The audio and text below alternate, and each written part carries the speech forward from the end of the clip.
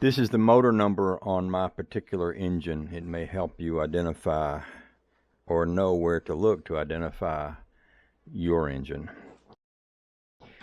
In looking for a way to repair this engine, I didn't find one just like mine, but I found others that were similar. And some of them told me to remove this thing that I'm pointing at and also remove an exhaust part that's right below my finger. Neither of these things needed to come out on this engine. Also, I found instructions to remove this bolt. I did not need to do that on this engine. This is a mid-90s Mariner 40 horsepower outboard engine. In order to remove the lower shaft, all you have to do is take out 6 bolts. 1, 2, 3. 1, 2, 3 on the other side. And this is a shaft that connects the shifter to the lower foot. There's a locking screw at the top of it. You have to loosen the locking screw and turn this nut so that the nut goes down and the shaft disconnects.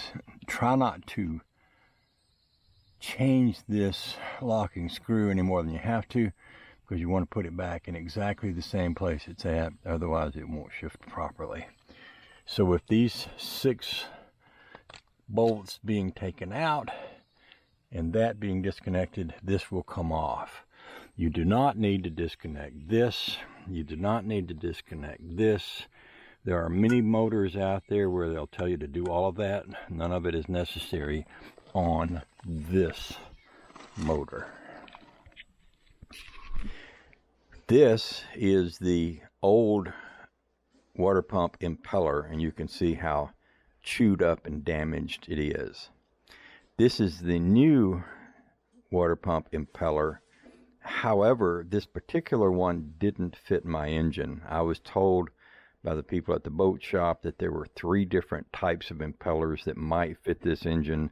This one had a larger shaft and smaller blades. It didn't fit. This is the motor number or part number for that part. This is the part that actually did fit. The first part was $25. This one was $60, but this one worked. It had the right size shaft and the right size blade. This is what has to be removed to get that impeller out. And there's 4 bolts here. I believe they're 1/2-inch bolts. And when you remove these, you lift up the plastic cover that allows you to get the old impeller out. It's a little bit hard to get it to move sometimes. You have to take a screwdriver and kind of prise on the edges a bit, but it will come off.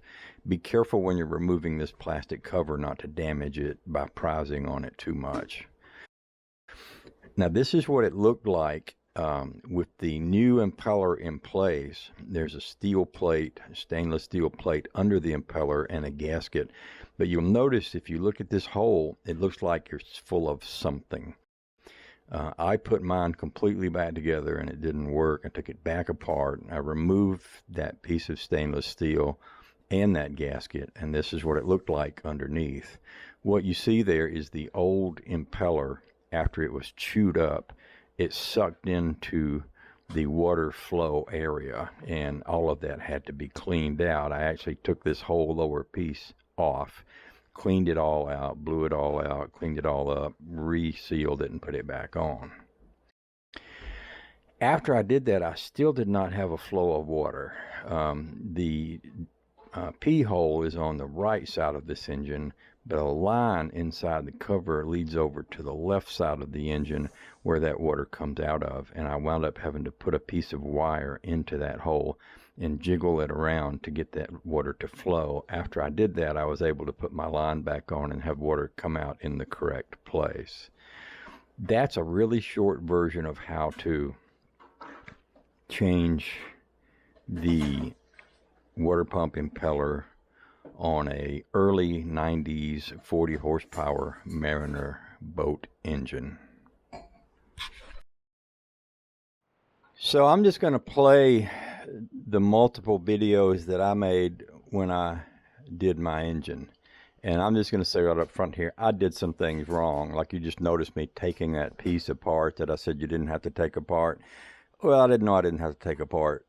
I'd looked at some things on YouTube that said I did not. So don't do that. I also took this engine apart and put it back together 3 times. The first time was because I had trash in the part, well, like I showed you, where the old impeller came apart and pieces and parts of it were in the line and in the bottom of the thing. I put it all back together. It didn't work. Took it back apart. Figured that out. Cleaned that out. Still didn't work. Took it back apart. Cleaned it out some more. Put it back together. And, you know, really you shouldn't have to do all that. And hopefully you won't have to do all that. But I just figured I'd show you. Just give you a chance to see this. Another thing that happened is at one point after I got it back together, I hooked a water hose to the bottom of it using those things that they call earmuffs that supposedly push water into the bottom, and it should pick that up and have the water flow. I couldn't get mine to flow doing that, and I took it apart some more and put it back together. And at a point I realized that maybe if I put it in a barrel with water so that the pump was submerged, it would pick it up, and that actually proved to be true, although I didn't realize it at first because my line was stopped up. So, you know, I did a lot of things I didn't have to do and did things over again that I shouldn't have had to have done. But, you know, there it was.